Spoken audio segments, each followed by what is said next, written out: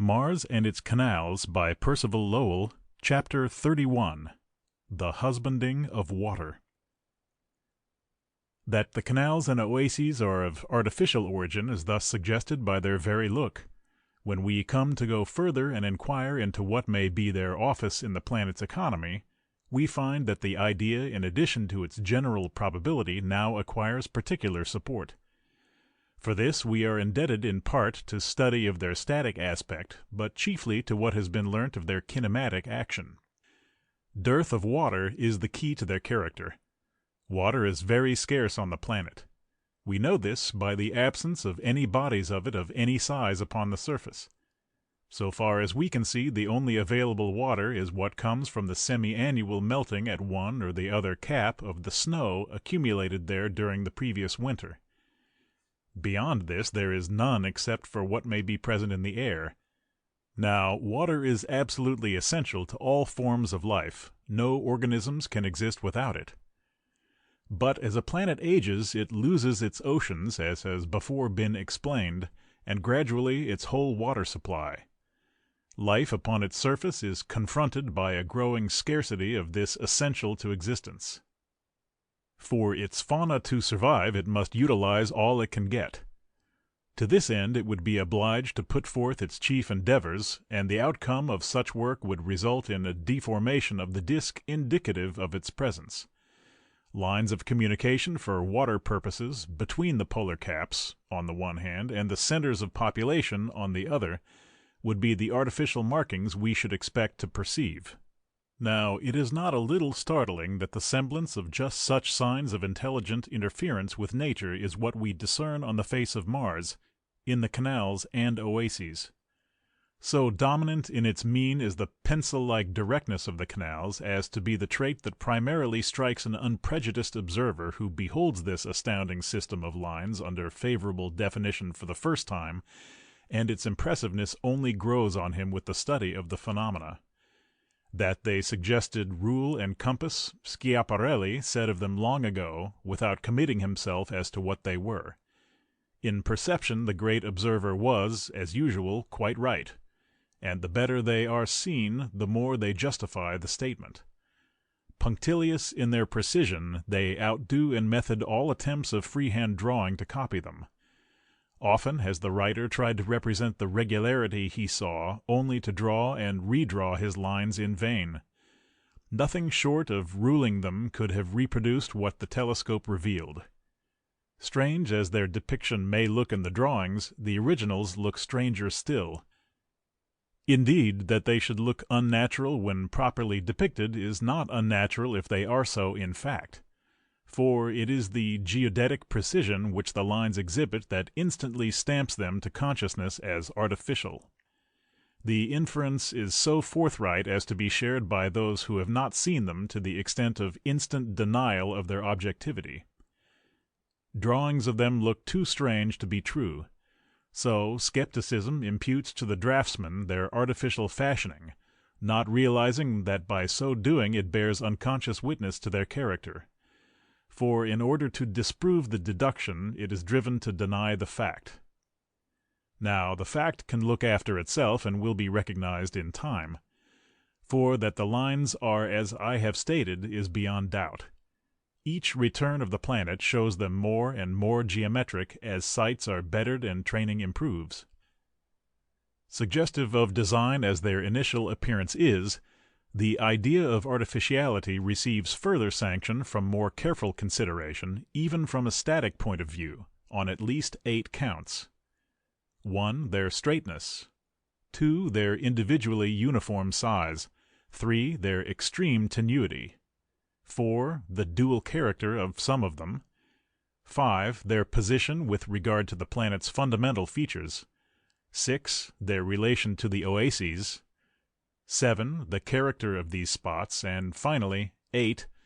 The systematic networking by both canals and spots of the whole surface of the planet. Now, no natural phenomena within our knowledge show such regularity on such a scale upon any one of these 8 counts, a fortiori upon all.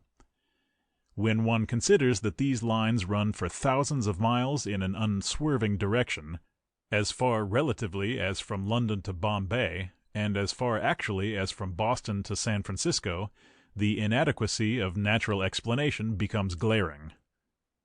These several counts become more expressive of design the farther one looks into them. Straightness upon a sphere means the following of an arc of a great circle. The lines, then, are arcs of great circles. Now, the great circle course is the shortest distance connecting two given points. The canals of Mars, then, practice this economy. They connect their terminals by the shortest, that is, other things equal, by the quickest and least wasteful path. Their preserving a uniform width throughout this distance is an equally unnatural feature for any natural action to exhibit, but a perfectly natural one for an unnatural agent. For means of communication, for whatever cause, would probably be fashioned of like countenance throughout. Their extreme tenuity is a third trait pointing to artificiality. Inasmuch as the narrower they are, the more probable is their construction by local intelligence. Even more inexplicable, except from intent, is their dual character. For them to parallel one another like the twin rails of a railway track seems quite beyond the powers of natural causation. Enigmatic indeed from a natural standpoint, they cease to be so enigmatic viewed from an artificial one, and this the more by reason of what has lately been learnt of the character of their distribution, that they are found most plentifully near the equator, where the latitudinal girth is greatest, and thence diminish in numbers to about latitude 60 degrees, where they disappear, and this is not relatively to the amount of surface, but actually, is very significant. It is quite incapable of natural explanation, and can only be accounted for on some theory of design such as lines of communication, or canals conducting water down the latitudes for distribution. So that this distribution of the doubles is in keeping with the law of development disclosed by the canals en masse. Channels and return channels the two lines of the pair may be, but about this we can at present posit nothing. The relation may be of still greater complexity, and we must carefully distinguish between surmise and deduction.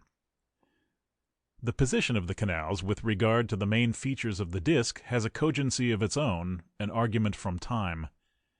The places from which the lines start and to which they go are such as to imply a dependence of the latter upon the former chronologically. The lines are logically superposed upon the natural features, not as if they had grown there, but as if they had been placed there for topographic cause.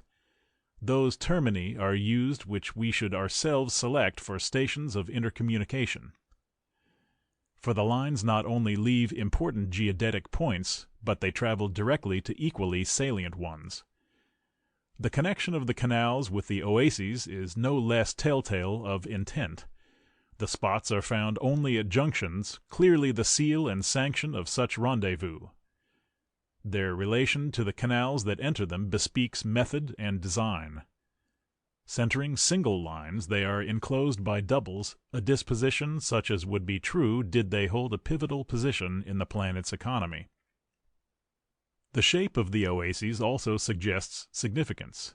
Their form is round, a solid circle of shading of so deep a tone as to seem black, although undoubtedly in truth blue-green. Now, a circular area has this peculiar property that it encloses for a given length of perimeter the maximum of space. Any other area has a longer enclosing boundary for the surface enclosed. Considering each area to be made up of onion-like envelopes to an original core, each similar in shape to the kernel, we see that the property in question means that the average distance for points of the circular area from the center is less than the same distance for those of any other figure. This has immediate bearing on the possible fashioning of such areas.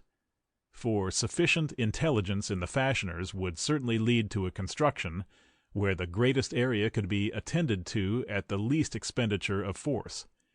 This would be where the distance to be traveled from the center to all of the desired points was on the average least, that is, the area would be round. But last and all-embracing in its import is the system which the canals form. Instead of running at haphazard, the canals are interconnected in a most remarkable manner. They seek centers instead of avoiding them. The centers are linked thus perfectly one with another, an arrangement which could not result from centers, whether of explosion or otherwise, which were themselves discrete. Furthermore, the system covers the whole surface of the planet, dark areas and light ones alike, a worldwide distribution which exceeds the bounds of natural possibility. Any force which could act longitudinally on such a scale must be limited latitudinally in its action, as witness the belts of Jupiter or the spots upon the sun. Rotational, climatic, or other physical cause could not fail of zonal expression. Yet these lines are grandly indifferent to such compelling influences. Finally, the system, after meshing the surface in its entirety, runs straight into the polar caps. It is, then, a system whose end and aim is the tapping of the snow cap for the water there semi-annually let loose, then to distribute it over the planet's face. Function of this very sort is evidenced by the look of the canals. Further study during the last 11 years as to their behavior leads to a like conclusion, while at the same time it goes much farther by revealing the action in the case. This action proves to be not only in accord with the theory, but interestingly explanatory of the process. In the first place, the canals have shown themselves, as they showed to Schiaparelli, to be seasonal phenomena. This negatives afresh the possibility of their being cracks. But furthermore, their seasonal behavior turns out to follow a law quite different from what we know on Earth, and betokens that they are indebted to the melting of the polar cap for their annual growth even more directly than to the sun, and that vegetation is the only thing that satisfactorily accounts for their conduct. But again, this is not all. Their time of quickening proceeds with singular uniformity down the disk, not only to, but across the equator. Now, this last fact has peculiar significance. So large are the planetary masses that no substance can resist the strains due to the cosmic forces acting on them to change their shape till it becomes one of stable equilibrium. Thus, a body of planetary size, if unrotating, becomes a sphere except for solar tidal deformation. If rotating, it takes on a spheroidal form exactly expressive, as far as observation goes, of the so-called centrifugal force at work. Mars presents such a figure, being flattened out to correspond to its axial rotation. Its surface, therefore, is in fluid equilibrium, or, in other words, a particle of liquid at any point of its surface at the present time would stay where it was, devoid of inclination to move elsewhere. Now, the water which quickens the verdure of the canals moves from the neighborhood of the pole down to the equator as the season advances. This it does, then, irrespective of gravity. No natural force propels it, and the inference is forthright and inevitable that it is artificially helped to its end. There seems to be no escape from this deduction. Water flows only downhill, and there is no such thing as downhill on a surface already in fluid equilibrium. A few canals might presumably be so situated that their flow could, by inequality of terrain, lie equator-ward, but not all. As we see on the earth, rivers flow impartially to all points of the compass, dependent only upon unevenness of the local surface conditions. Now, it is not in particular but by general consent that the canal system of Mars develops from pole to equator. From the respective times at which the minima take place, it appears that the canal quickening occupies 52 days, as evidenced by the successive vegetal darkenings to descend from latitude 72 degrees north to latitude 0 degrees, a journey of 2,650 miles.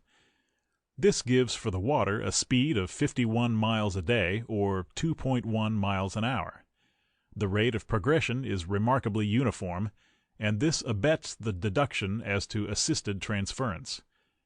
The simple fact that it is carried from near the pole to the equator is sufficiently telltale of extrinsic aid, but the uniformity of the action increases its significance. But the fact is more unnatural yet.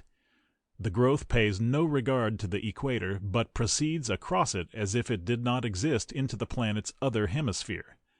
Here is something still more telling than its travel to this point, For even if we suppose, for the sake of argument, that natural forces took the water down to the equator, their action must there be certainly reversed and the equator prove a deadline to pass which were impossible. End of section 33. Recording by Kevin Brown.